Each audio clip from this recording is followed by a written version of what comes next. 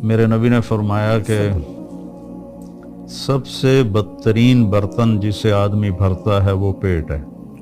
सबसे बदतरीन बर्तन जिसे आदमी भरता है वो पेट है। उसके लिए अगर उसने खाना ही है तो एक हिस्सा खाने को दे मैदे का, एक हिस्सा पानी को दे, एक हिस्सा खाली रखे। तो इस एक हदीस पे अमल करके बीमारी करीब नहीं आएगी।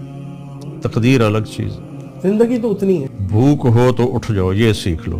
दस्तरखान से भूख है, उठ जाए, उठ जाओ। मुश्किल जी। गुस्से में ज़बान पे काबू रहे, दस्तरखान पर हाथ पे काबू रहे, तो ना ईमान ख़राब होगा ना सेहत ख़राब होगी। गुस्से में ज़बान बेकाबू हो जाए, दस्तरखान पे हाथ बेकाबू हो जाए तो ईमान भी बीमार होगा, जिस्म भी बीमार होगा।